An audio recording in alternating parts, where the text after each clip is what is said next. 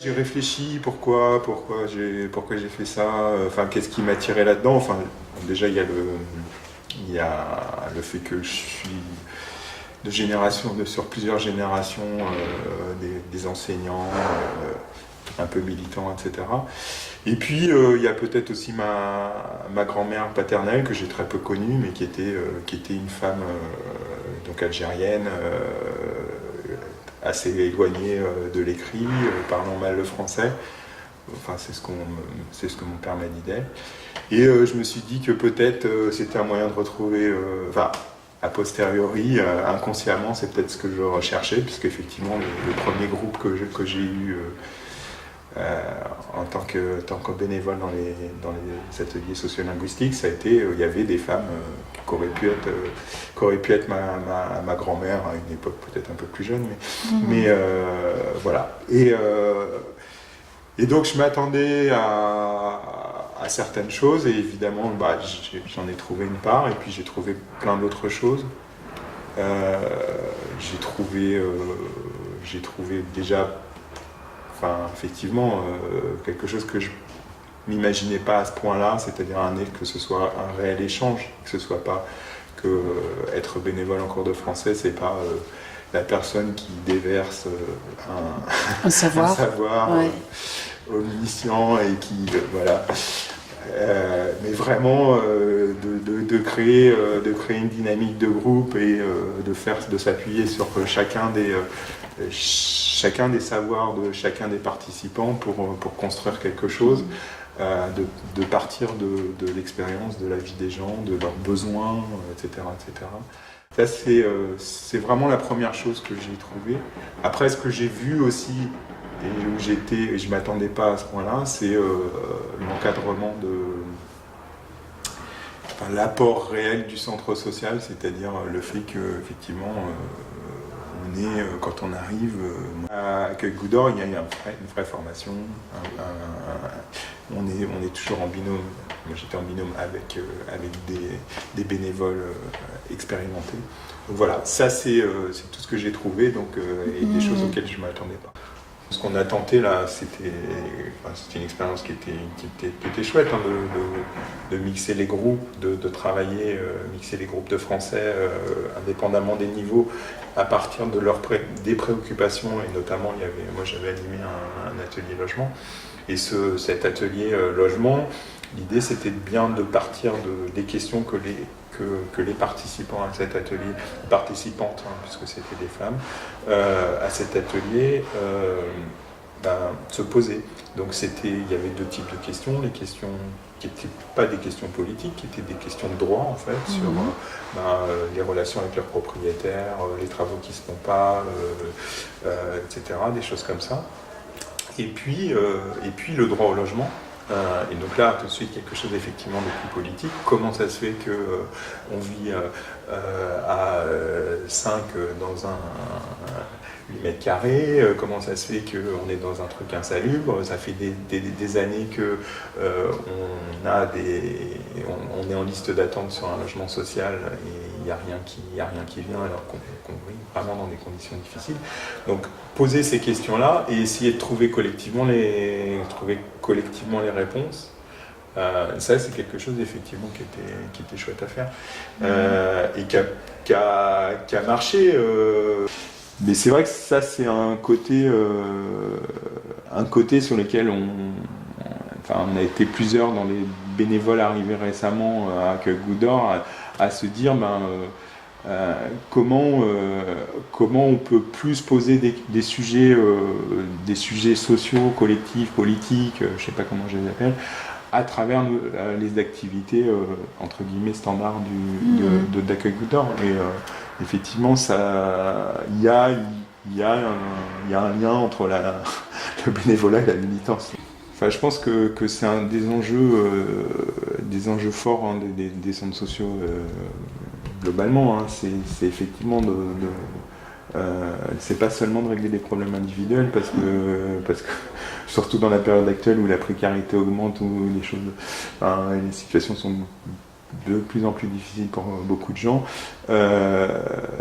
La solution, elle est clairement pas de réponse individuelle.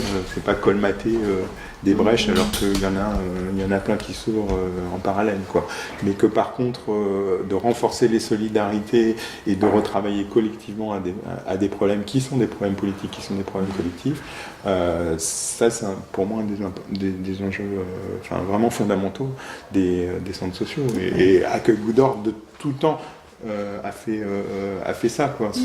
C'est inscrit dans l'ADN d'Accueil Goutte d'Or. Sur le bénévolat, je trouve qu'à Accueil Goutte d'Or, on a fait, par rapport au début, on a quand même beaucoup progressé sur ce que tu disais, la formation des bénévoles, l'accompagnement des bénévoles.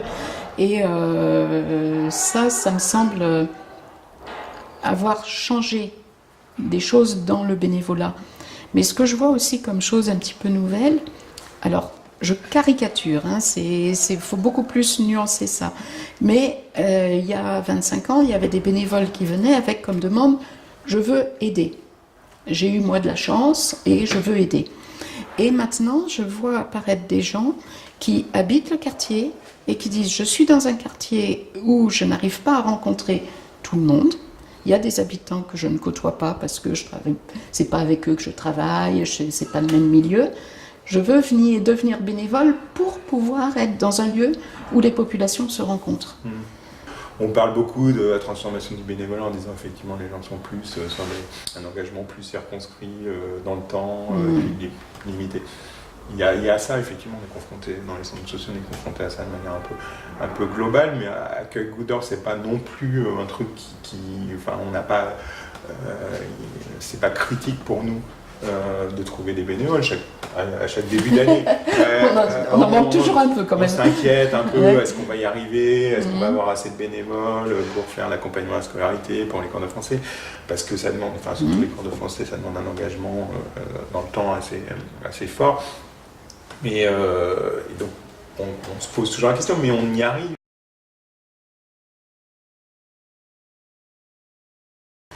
Au niveau de l'action collective, c'est vrai que c'est dans l'ADN, je pense, d'Accueil Goutte d'Or, et pas seulement depuis qu'on est centre social, parce qu'on est centre social depuis 2001, mais en fait, Accueil Goutte d'Or existe depuis 1978 sur le quartier, et dans un quartier où il y a toujours eu, même si c'est plus difficile ces dernières années, une vie associative et interassociative très forte. Ouais. Alors, j'ai l'impression qu'il y a des choses qui sont dans l'histoire du quartier. C'est peut-être pas neutre que ce soit un quartier où il y a même eu Louise Michel qui a animé des cercles républicains. Tu vois, il y a des choses dans l'histoire. Il y a eu pendant la guerre d'Algérie une militance forte. Mais c'est vrai que au moment, je pense qu'il y a eu la conjonction en fait à la fois de l'histoire, d'événements et de l'histoire du quartier et d'acteurs du quartier à peu près au même moment. Notamment au moment où a été décidée la rénovation du quartier, puis le choix de mettre le quartier en politique de la ville.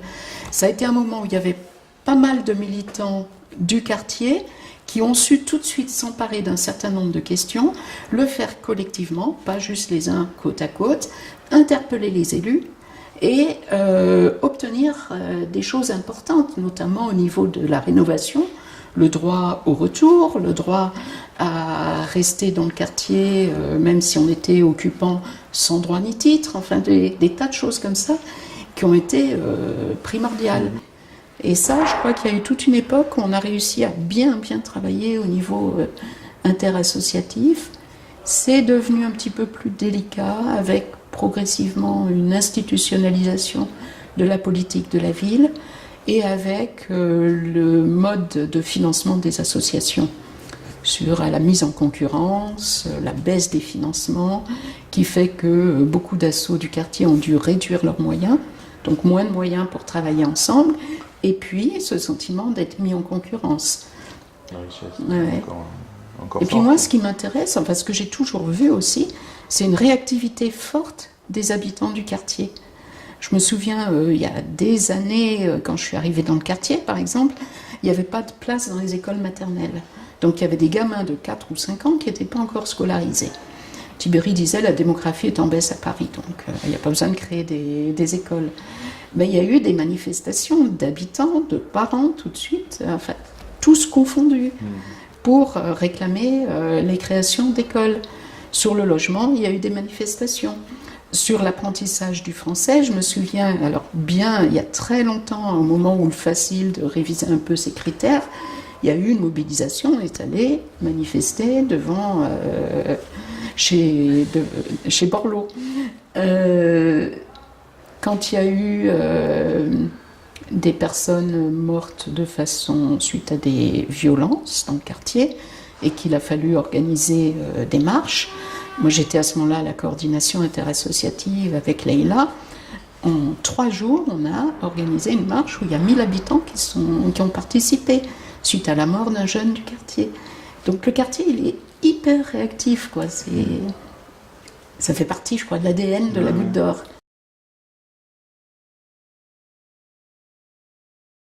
Cette question de la gentrification, ceux qui se la posent le plus, c'est justement les gentrifiés. Les habitants plus, type, je sais pas, le vieux travailleur maghrébin du quartier, par exemple, ils ne se posent pas cette question de gentrification. Et d'une certaine façon, ils ne la voient pas, peut-être, parce qu'ils continuent à vivre un petit peu comme avant. Alors parfois il y a des petites alertes, parce que les gens, même s'ils ne le disent pas dans le vocabulaire qu'on va utiliser, nous, ils le disent autrement. Je me souviens d'une femme qui disait que du temps des rats et des cafards, donc avant la rénovation, la mairie nous écoutait. Et c'est vrai que elle a pointé ce jour-là, à mon avis, quelque chose qui est extrêmement important.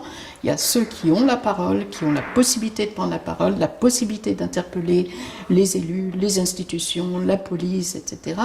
Et il y a les autres. Et du coup, ceux qui ont ce pouvoir, ils ont le pouvoir d'imposer leur mode de vie, surtout au niveau de la gestion de l'espace public, mais aussi les équipements publics, etc., aux autres. Il y a toujours ces classes populaires, il y a toujours les sans-papiers, il y a toujours les gens qui vivent avec un travail dans le nettoyage à temps partiel. Enfin, au niveau des revenus, ça s'est un peu amélioré la Goutte d'Or, mais pas tant que ça. Et moi, je trouve que le problème, il est plus l'écart entre les deux types de population. Avant, il y avait une population peut-être un tout petit peu plus resserrée, disons, entre les catégories socio-professionnelles. Parce qu'ils sont là. Et le problème, c'est qu'ils sont là en étant à côté de gens qui sont de plus en plus inclus. Pas forcément qui ont beaucoup plus d'argent, mais qui connaissent les rouages, qui savent faire. Et je trouve que ça pose problème, parce que comment on fait un quartier ensemble? Mais ça pose problème si justement on ne travaille pas les choses et si on ne fait pas du lien et qu'on ne crée pas du lien. Et c'est typiquement ce que fait Accueil Goutte d'Or. Ça, c'est un des objectifs. De mixer effectivement, que les savoir-faire de représentation, d'expression, etc., ils se fassent non pas au profit d'un certain type de population, mais pour tout le quartier et principalement pour les habitants les plus fragiles. Donc c'est ce truc-là qu'il faut qu'on arrive à développer encore, mais qui fonctionne plutôt bien. Dans le CA, les nouveaux habitants rentrent au CA et contribuent à faire que justement les choses se passent, et qu'il n'y ait pas d'opposition et que cette gentrification elle soit une chance et pas un danger, quoi. Que la mixité sociale, parce que tout le monde dit la mixité sociale c'est formidable. Enfin, c'est formidable que si justement c'est une mixité sociale, les gens communiquent. Et que les gens communiquent, les gens font des choses ensemble et que c'est pas des gens qui se croisent dans un quartier et qui n'ont rien à voir entre eux et qui au contraire au bout d'un moment il peut se provoquer des antagonismes forts. Et ça commence par des tensions et ça peut se développer sur autre chose. Donc comment on travaille sur cette question et qu'on ne perde pas le fil que effectivement il y a des combats à mener, des combats au profit des gens qui sont là depuis plus longtemps dans le quartier, quoi. La gentrification aujourd'hui, ça touche concrètement l'activité de certains centres sociaux de manière directe. Par exemple, il y a des centres sociaux qui n'ont plus le même nombre de participants aux actions aux cours de français. Parce que il y a moins de besoins. Parce qu'il y a moins de besoins, parce Tant qu'il y a mieux. moins d'habitants. Tant mieux. Ça dépend où ils sont. Ça dépend. Les gens, ils n'ont peut-être ouais. pas tous disparu, ils sont peut-être juste ailleurs. Et là, dans le 10e arrondissement, par exemple, c'est notable. Enfin, il y a des centres sociaux où, effectivement, les ateliers socio-linguistiques ont du mal à se remplir en début d'année, alors que nous, aujourd'hui, on n'est pas confrontés du tout à ça. Quand je dis nous, c'est dans le 18e, Torcy c'est pareil, d'autres pareil, mais peut-être que demain, effectivement, ce sera la même chose. Et la nature de nos interventions en tant que centre social, elle devra être différente. Donc on est en train de commencer à réfléchir, à lancer la réflexion là-dessus, mais sans avoir aucune réponse sur comment on va travailler les choses, parce que comme tu disais tout à l'heure, c'est pas parce que il y a gentrification qu'il n'y a pas des gens qui ont des problèmes, quoi. Ouais, et même à la limite, ils sont encore là, et peut-être qu'ils sont encore plus criants parce qu'ils sont en opposition à une majorité qui elle, n'a pas du tout ces problèmes-là.